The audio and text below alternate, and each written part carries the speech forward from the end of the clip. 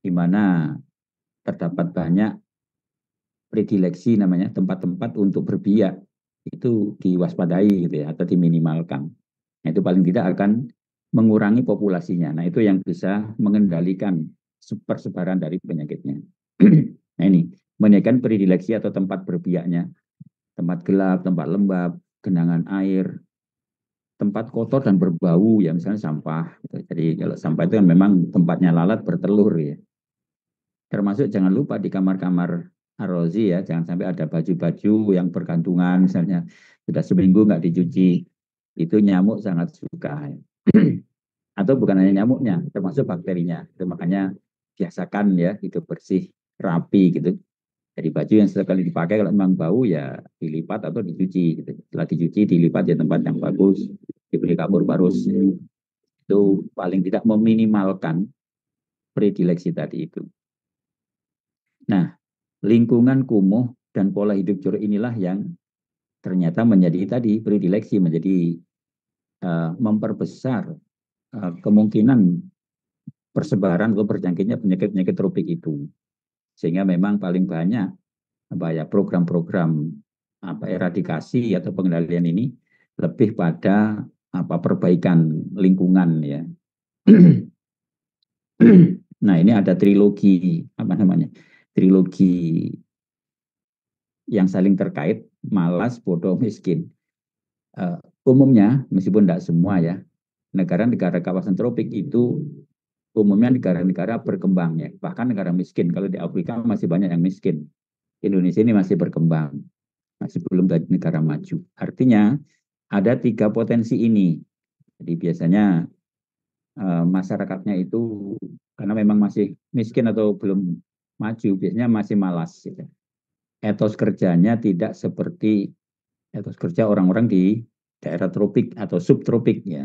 Misalnya orang Jepang, orang Eropa itu kan etos kerjanya tinggi disiplinnya.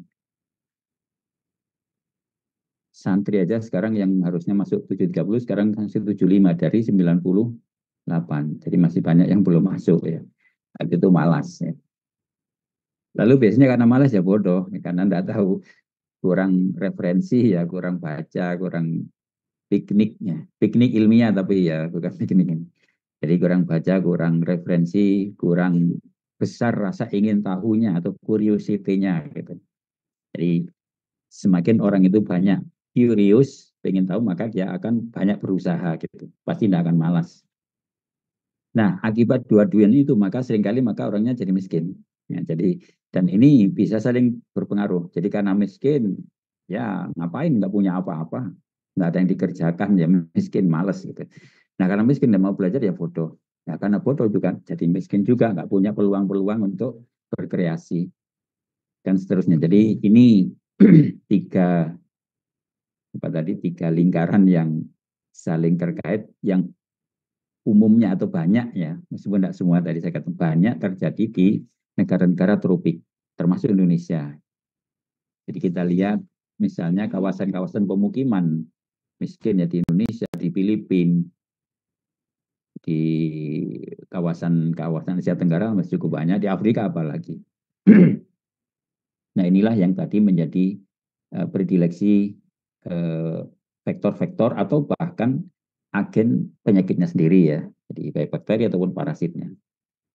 Nah, kalau kita tinjau dari sudut pandang ajaran agama kita, maka trilogi itu memang diperintahkan untuk dihilangkan gitu.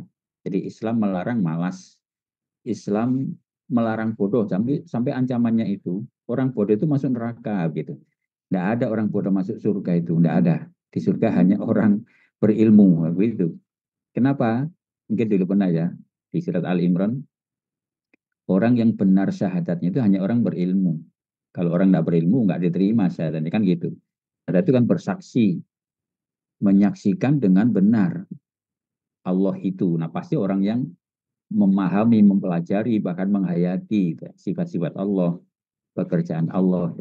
Nah pasti hanya orang pinter yang masuk surga. Kalau orang bodoh, itu kata guru saya, bodoh sudah cukup membuat orang masuk neraka. Nah sampai begitu Islam itu apa namanya melarang ya. Jadi tidak boleh malas, tidak boleh bodoh, tidak boleh miskin. Nah, misalnya anjuran bekerja, ini banyak sekali dari firman Allah maupun nanti juga hadis Nabi, bahkan para sahabat gitu ya. Allah itu menganjurkan agar manusia ini beraktivitas. Wa kuli malu. Jadi malu bekerjalah kamu. Jadi Nabi diperintah ya. Kul katakan Muhammad malu bekerjalah kamu. Fasayarallahu amalakum wa rasuluh. Maka Allah akan menilai. Jadi yaro itu melihat. Maksudnya menilai pekerjaanmu itu seperti apa. Pekerjaan yang baik dia akan diapresiasi baik. Kalau pekerjaan yang ngawur ya nggak dapat apa-apa, bisa dapat celaka gitu. Wa rasulul mu'minun, rasul dan orang mukmin. Wasaturaduna ila alimil ghaib. Kamu semua pasti dikembalikan kepada alimil ghaib, pada alam ghaib nanti ya di akhirat maksudnya, wasyahadah dan alam nyata. Fayunabbiukum bima kuntum ta'malun. Lalu kamu akan diberitahu apa yang sudah kamu lakukan selama ini. Kamu diberi balasan maksudnya. Apa hasil kamu hidup ini? Kalau kamu hidup, kamu isi dengan aktivitas, maslahat kamu dapat. Tapi kalau kamu isi dengan malas, ya tidak dapat apa-apa, wong malas, nggak melakukan apa-apa kan gitu. Nah, jadi ini bahkan Allah sendiri menyuruh kita itu beraktivitas. Ya. Jangan malas, jangan mager, apa namanya, mager ya, malas gerak. Ini sabda Rasulullah, Innallaha yuhibbul kulla mu'minin mukhtarifin. Allah itu sangat mencintai orang mukmin yang bekerja. Mukhtarif itu yang giat bekerja. Abal iyal, bahkan dia banyak menanggung keluarga, jadi mencukupi kebutuhan keluarganya. Karena keluarganya banyak, dia kerja keras untuk kecukupan kebutuhannya. Walihibul farigo as-sohih. Nah ini, Allah tidak suka orang yang sehat tapi nganggur. Allah membenci pemalas, padahal dia sehat. La fi amalid dunya wala fi amilil akhirah. Tidak beraktivitas untuk kebutuhan dunianya dan tidak beraktivitas untuk keselamatan akhiratnya gitu. Ya tadi itu nganggur gitu ya. Jadi tidak beraktivitas. Itu Allah benci. Jadi Allah benci sekali orang-orang malas. Maka kenapa kita kalau subuh itu saya milih ngaji bidayah itu kan supaya kita punya schedule yang baik ya menata aktivitas ini. Jangan sampai ada waktu terbuang, sampai ada waktu kosong. Nah ini Sayyidina Umar bahkan banyak sekali statement Umar ya tentang orang miskin ini. Umar itu kaya. Jadi meskipun beliau merasa kalah sama Abu Bakar ya. Jadi kalau apa nyumbang atau untuk menggunakan hartanya untuk agama itu Umar ini merasa kalah sama Abu Bakar. Abu Bakar itu semuanya dikasihkan. Kalau Umar separuh gitu ya. Maka beliau mengaku saya memang tidak bisa menyamai Abu Bakar itu. Abu Bakar mengistimewa gitu ya. Nah, satu ketika Umar ini menyeru pada orang-orang miskin, ya masyarul fuqara irfa'ur usakum. Ini karena dulu ya orang miskin itu biasanya menunduk karena malu ya tidak punya apa-apa gitu ya. Maka Umar menyeru mereka, orang miskin, angkat kepalamu, ngapain nunduk terus gitu ya. Irfa'ur usakum, angkat kepalamu. Maksudnya tegakkan. Kamu itu apalagi orang mukmin, ya kamu itu orang kuat, kamu itu orang yang punya potensi, ya. Kamu itu bisa bermanfaat dan sebagainya. Ini wajib taruh fakat wadotorik walatakunu iyalan alan nas ini. Ijtaru bersungguh-sungguhlah. Jadi ijtaru itu ya bekerja ya. Wat tajiru bukan ijtaru. Taknya dulu. Wat tajiru. Dulu tijaro itu berdagang ya. Jadi maksudnya ya jangan malas lah, bekerjalah kamu. Lah kalau nggak punya modal ya jadi kuli kan bisa. Jadi kuli dapat bayaran. Kan Nabi pernah ya didatangi orang miskin gitu minta makan. Padahal orangnya masih kelihatan kuat gitu. Oleh Nabi nggak dikasih makan. Nabi mungkin punya tapi nggak diberi. Disuruh cari kayu bakar kamu jual. Kayak gitu. Kamu nanti dapat uang bisa beli makan sendiri. Ngapain minta pada orang. Nah itu cara Nabi mengajari orang bekerja. Nah Umar juga itajiru. Ayo jualan sana berdagang bekerjalah apa saja.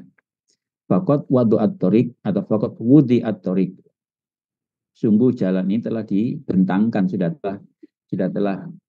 diberikan jalan oleh Tuhan. Wala takunu ayalan alan nas. Kamu jangan jadi beban orang lain. Orang malas itu kan jadi beban orang lain. Menggantungkan diri pada belas kasihan. Nah, orang lain itu buruk sekali. Jadi, maka Allah itu sangat benci pada pengemis ya. Pengemis itu dilaknat oleh Allah. Apapun alasannya gitu. Ini Innallaha yaqulu ya ibn Adam harik yataka. Ini jadi namanya hadis qudsi ya. Jadi sungguh Allah berfirman, wahai anak Adam manusia, harik yataka, gerakkan tanganmu, sudah kamu gerakkan aja.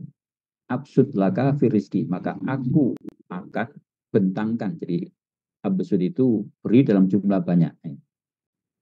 Jadi gerakkan tanganmu, aku limpahkan ya, istilahnya. Bastun itu diberi dalam jumlah banyak. Itu basato itu lebar ya, atau membentang. Saya yang memberi rezeki. Asal kamu gerak, kamu berusaha maksudnya bekerja. Tentu yang halal ya. Wa ati'ni fima amurukana. Yang penting lagi, patuhilah, jadi taatilah perintah-perintahku.